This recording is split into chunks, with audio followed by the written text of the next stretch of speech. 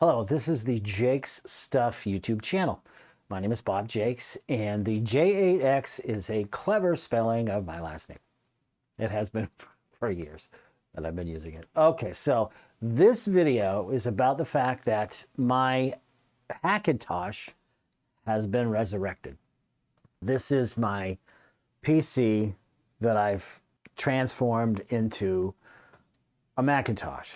It's not the same one I've had before. I've had a couple of videos that I've talked about it and I've shown my Hackintosh, but I dismantled that and it's a PC now. It's in another case and stuff like that, and I'm going to sell it. While it's still sellable and usable, it's still a really good computer.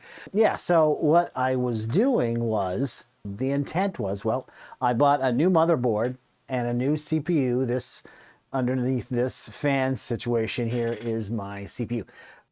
I bought a Threadripper 1920x. This CPU they're 5 years old. I did not get a new kind of CPU, but the name Threadripper should tell you everything you need to know about it. It's 5 years old, but it's still a bulldozer. That's another trade name, but it's still a very fast computer. It's got 12 cores and 24 threads. Now, if we're going to talk both ways, with this video. If you're more familiar with that kind of CPU, a Threadripper or anything AMD, I'm not going to take the nerd train down to Nerd Town too much, and not to be derogatory to anybody that really likes computers. I do as well. But I want to hold somebody's attention to be able to tell somebody about this computer and the reason why. Okay, so I built this computer, and my intent is, well, I installed Windows on it to have a video editing workstation. And that's all fine and dandy. I built it. Runs great. It's a 5-year-old computer. It has a 5-year-old graphics card in it. The AMD Radeon RX 580. They're very good in Macs, in Hackintoshes. In fact, it's one of these, a glorified hot rodded version, is in the 2019 Mac Pro. We're going to have a conversation about that later. But first, okay, so I built this to edit video, like I said. When I built it, and I got it running and all that stuff, and I hadn't had Windows on it yet. And so I needed to see what it booted up with, what it would start up with. Like I said, I hadn't installed Windows on it yet. So what I did was I was looking around for my SSD hard drives, and I'll throw a picture of that up there. I was looking for, and I said, well, let's just do this. Let's throw the hard drive on that had the macOS Catalina on it. Let's throw that on there and see what that does. I know it's going to crash. I know, because it's two different. The other one, if I can be specific about that, it is an AMD Ryzen 2700X, and it had the same kind of video card in it, and 32 gigs of RAM and stuff like that. Hardware is a little different. And I say it like that because, okay, so I built this Threadripper, AMD Threadripper computer, and I'm assuming everything is different about it. But I was going to, give up on the Macintosh Hackintosh for other reasons, not being necessary right now. But stay with me on this. Okay, so I plugged the hard drive in, the SSD in, and I start up the Mac, and I'm like, it's gonna crash. It's gonna get error messages. It's gonna lock up. It didn't. It didn't lock up. It went right to the login screen, and you can see right here. So I logged in, and I'm like, this shouldn't be working. And I mean, it's hard enough to get a Hackintosh to work. Obviously, to get a Mac operating system to run on a PC, is not easy, and all of the files and things that you have to do. Just to go there for a second, yeah, I installed Catalina on the Hackintosh, and I got it to run with. I watched videos of people on YouTube who have done this, the tutorials that they have, very helpful. And hopefully I will, once again, I did before, but hopefully I'll put up on the screen the names of people I watched the videos and tutorials. Very helpful, very good. So, and I was able to do it, obviously. Okay, so yeah, so I assume that, you know, there's so many hoops to jump through, so many things you have to do to get it working, it's going to crash. And like I said, it didn't. And everything I've done with this, it's been rock solid. You know, knock on wood. I mean, for everything I've done, and I haven't done a whole ton with it yet. But what I did do, and this is the reason why I'm putting this video out, what I did do was I ran some tests, some benchmark tests on, since I wanted this to be a video editing computer, if it was Windows, but I wanted to compare how it ran as a Macintosh and how it ran on Windows, which I installed Windows on this thing as well. It's dual boot. I'm going to put up the Blackmagic Raw Speed Test, the app that comes with. I use Blackmagic DaVinci Resolve to edit video on, and I haven't done really anything on the Mac side. I've been using my PCs. Which I'll explain more about that later. Okay, so you have this, and I'm going to switch. This is my Mac screen. This speed test obviously tests how the CPU and the graphics card works on this. Now, when you see this, it runs a few times. And you should be able to see now, obviously, the CPU, the 4K CPU. Is 158 frames per second. The 4K Metal, the Apple graphics language that it speaks. Okay, so I stopped running this test, and it goes through and it tests all of the capabilities of the CPU and or the graphics card on this Mac, on whatever computer you're using. It works on a PC as well as a Mac. What I chose is the 4K 8:1 ratio. You can choose anything else as far as what you want. I just chose, this is just what the example I wanted to use here. The results I got was the CPU is 158 frames per second. Okay, fine. That's for this Threadripper CPU 1920, the 12-core CPU, 24 threads. The 4K Metal result I got here, 759 frames per second. This surprises me because here, this graphic here shows this computer with Windows installed on it, and it shows the results I got for this. The CPU is 100 frames per second, and the graphics card, the 4K OpenCL results were 153 frames per second. That's less. That's okay, that was fine. That's what I was going to use. So what I found out was, let me switch back to me here, is what I found out was this is a Macintosh, this computer, I got a lot more frames per second as a Mac. Very surprising to me. 759 frames per second, 4K Metal, as opposed to 153 frames per second on this computer in Windows. If there are other factors because of this, maybe there are, you know, this is a basically a basic, you know, install of Windows, all the updates.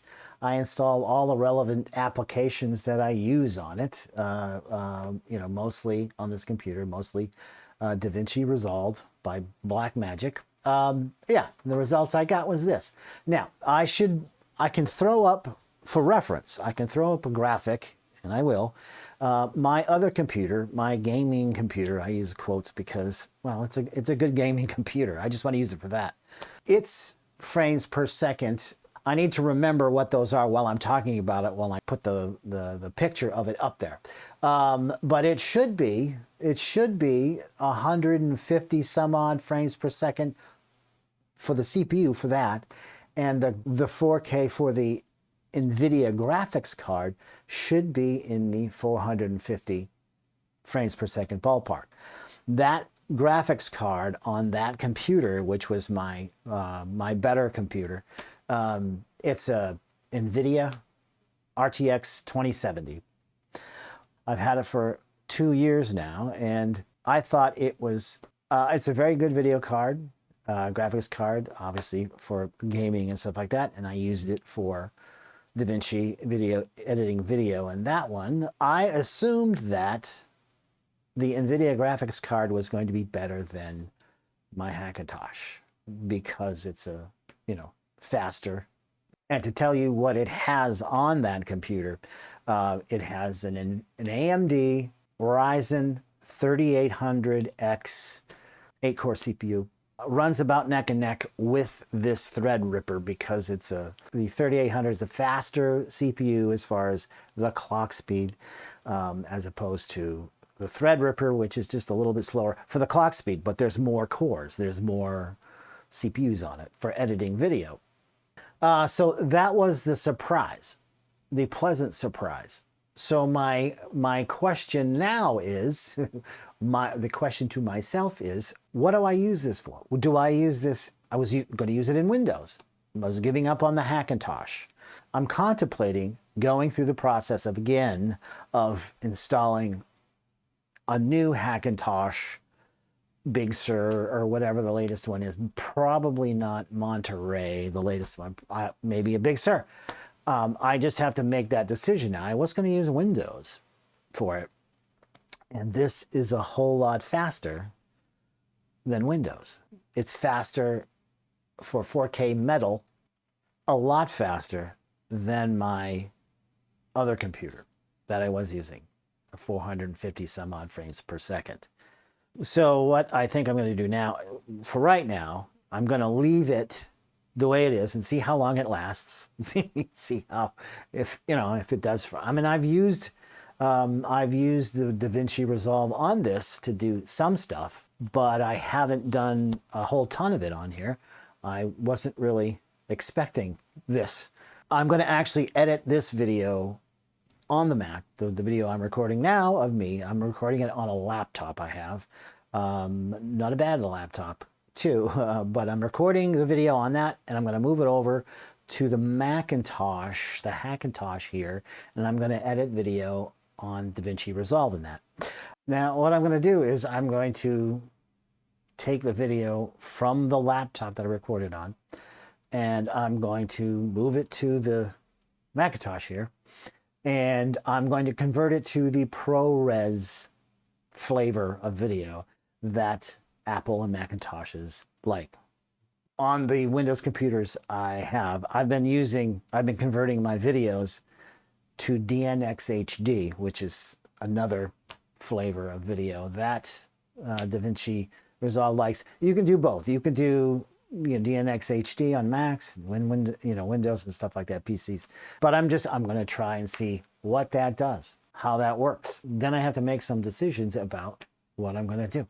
Am I going to, keep using this as a Hackintosh, or I'm naturally surprised at the results I've gotten, and it just adds a curveball to everything I'm doing here. I thought I was going to give up the Hackintosh because it was nice to have, and it's a proof of concept. But the surprise is how fast it is, how fast the Threadripper is, and how fast it's working as a Macintosh. And once again, to explain the graphics card on this, the 4K Metal API, whatever you want to call it, it's how Apple handles the capability of your graphics card, a compatible graphics card that works in Apple. And this one, the AMD, I said this before, the AMD RX 580 is very capable as a Mac. And if you are a Mac person, an Apple person, and you prefer those, and first of all, you can't understand why people will, the obvious reason is, okay, they don't want to spend that much money, or they're not able to spend $5,000-$6,000 for a computer that they can spend less money to build a computer or have built a computer to run macOS, and it'll cost less and it'll be really, really powerful. The comparison nowadays seems to be everything is, as far as Hackintoshes, or other, or Windows PCs, everything is basically being compared to the 2019 Mac Pro. Because they'll build stuff, it's faster than, it's 3 times faster than, and it doesn't cost, because you can get $60,000, $70,000 into a 2019 Mac Pro, and for less money, you can get a computer that is a ton faster than any Mac Pro. My opinion is this. Okay, so, since everything is compared to a Mac Pro, now, there's a reason for it. The one thing you can say about a Mac Pro, the 2019 Mac Pro, is that however they built it, and please me, throw up some more graphics of the 2019 Mac Pro. It's elegant. It's subdued. It is powerful. Your computers that you build or buy may be more powerful than that, but how it works as a Macintosh is really powerful. They put in, at the time they build, or they put together these computers, these Mac Pros, the technology they had at the time was, this is, like I said, the AMD RX 580. The base Mac Pro that you get has a hot rodded, more powerful version of that 580, and you can get the dual graphics capability, and you can build off from that. But at the time, the 580 was one they chose because the compatibility and the capabilities. So whatever with that. And the way you can upgrade it, is always being compared to. I'm going down a road here that I didn't expect to, and hopefully I'll chop it up so it's not that long. But if you've seen my videos, they're going to be a little bit longer. Okay, so my opinion is it does not have to be shared with anybody, or doesn't have to be agreed to, or what I mean. But my opinion is that anytime somebody builds a PC to either be a Hackintosh or a Windows PC to beat the Mac Pro 2019, it's kind of overkill as far as well, the looks of it, what is being used. When I say what is being used, you have to jump through a lot of hoops to get it to be faster, more powerful than the 2019 Mac Pro. You have to jump through a lot of hoops. And some people, I've been noticing, in my opinion, once again, some people have been dressing it up too much. If you like RGB, great. If you like if the water cooling helps it keep cool, but usually with water cooling, it's decoration. Hopefully I don't get too many. Well, if you have an opinion about this, post it. Make me a comment here. If you disagree with it or agree with it or whatever, you don't even have an opinion about it. It's whatever, dude. But there's a lot of window dressing. Well, once you spend, if you're not going to spend $6,000 on a Mac Pro, you're going to spend $10,000 and you get more, comparatively more that's faster than that Mac Pro. Some people are going to dress it up. They're going to put RGB lights on it, and they're going to do all this stuff. If it's either to justify the fact that they've spent all this money, or what do you do? You build a $10,000 box. Are you going to just shove it under a desk and nobody can see it? Well, yeah, I can see that. You'd want that, but that's what you do with a Mac Pro. With those wheels, those $1,000 wheels, that Mac Pro is accessible. You can pull it out and show people this is my Mac Pro. You can't beat the way it looks. Like I said, it's a very elegant look, very slick. It's got the holes in the front. and it's still aluminum, and they still, you know, they keep it in a case, and everything's black inside it, and you know, it all matches, it all goes together, and it barely has a name on the thing that you're, you know, the graphics card, or you have accelerator cards and stuff like that. And, you know, get me going on the fact that what you have to do to get Thunderbolt, it's built right into a Macintosh. Like I said, I'm going to cut this up a lot, and I'm going to cut out stuff that isn't quite as relevant. So I thank you for watching this video if you did watch it. It was just a little thing to talk about my Hackintosh that will not go away. I actually tried. You know, I was actually going to erase the hard drive that the macOS Catalina was on. We're going to see what we can do with this. Like I said, I'm going to edit this video on this Hackintosh here with DaVinci Resolve and see what happens with it. I don't even know. It may be a big project. It will crash. And then I'll just have to go back to doing it on a Windows PC. Okay, some closing thoughts on this video I just did.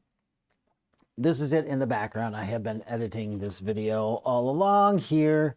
And yeah, so just to show you, that's what it was.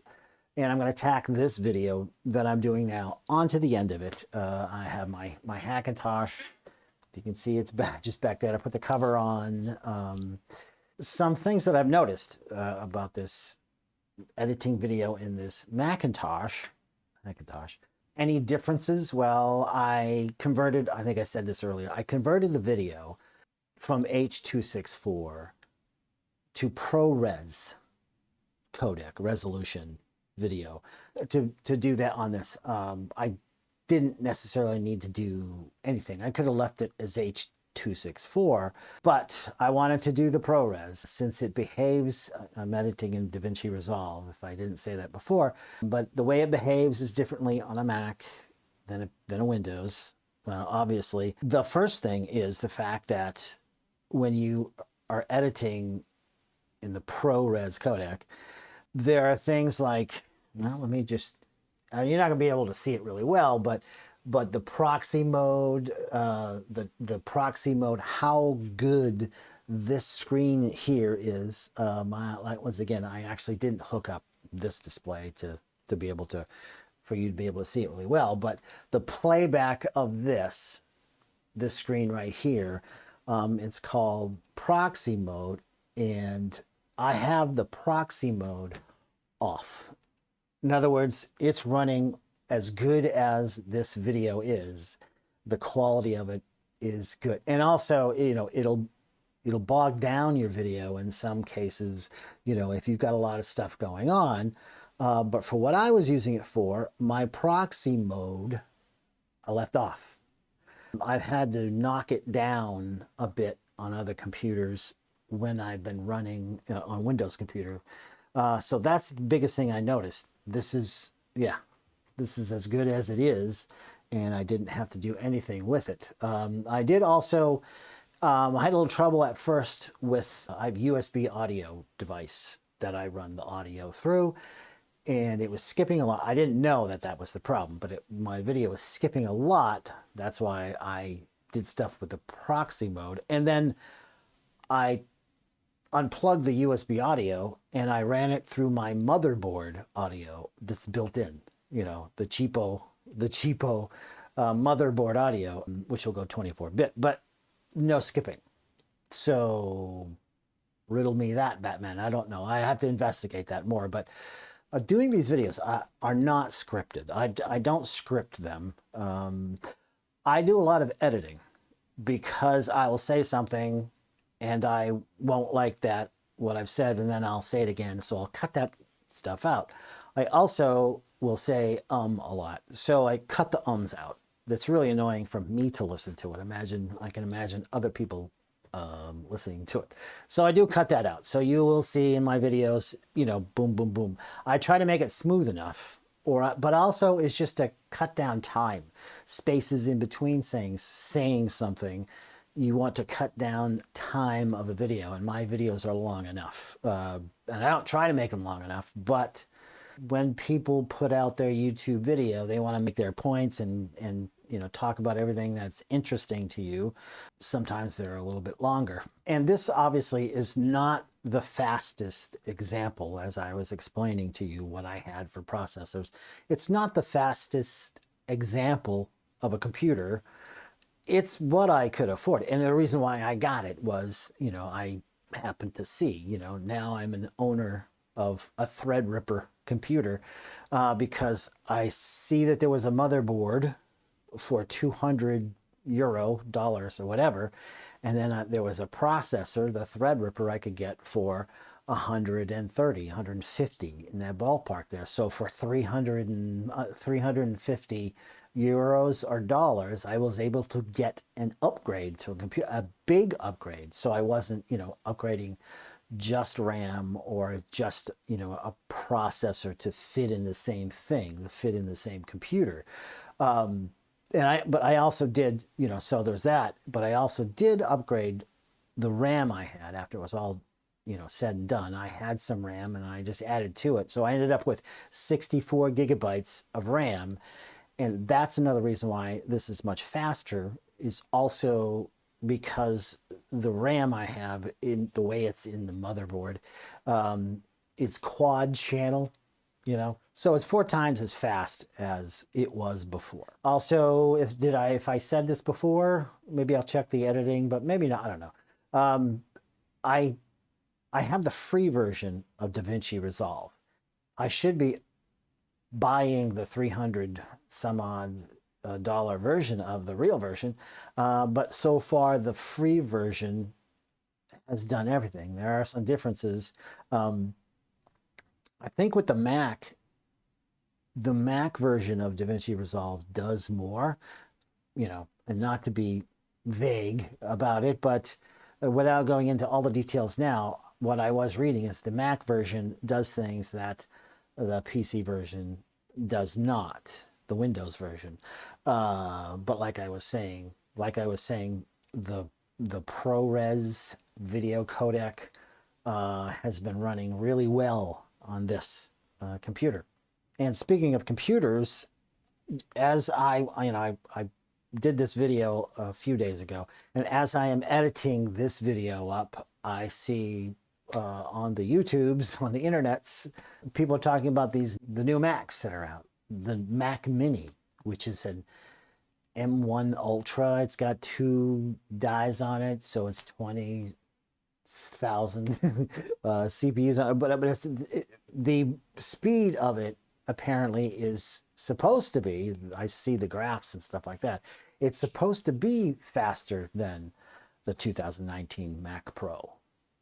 And if it's anywhere in the ballpark, people are saying, well, I don't know if it's that fast in the benchmarks. If it's anywhere in the ballpark, it's still screaming fast, relatively speaking. And if it's faster than it's apparently faster than an Intel Xeon Process 28 core processor. It's faster than that, apparently, which is way faster than what I have here. And this is good. I'm liking this. But those are stupidly fast, if that's the truth. And I believe that is the truth. And I can't imagine even what I was saying before about everything basically is trying to beat the 2019 Mac Pro. That was the idea, and actually I think that created an industry, of people buying parts and stuff like that to beat the Mac Pro. And even I didn't have a Mac Pro, but now with the fact that you can buy a Mac Mini for I guess the price, was it $2,000, and you could get it almost to $4,000 to load it up with stuff like that, and it'll be a killer computer, a little content creating computer. It kind of makes Hackintosh computers, the building of them, kind of irrelevant, to use a word. I mean, you wouldn't want to. I mean, I want to use this, and anybody that has a Hackintosh is going to use it. unless they decide not to, and that they're just going to get this little thing that is more powerful than all of that stuff. So there you go. My video about my Hackintosh, building and using my Hackintosh, which is probably irrelevant by now. But I thank you for watching, and we'll talk to you later.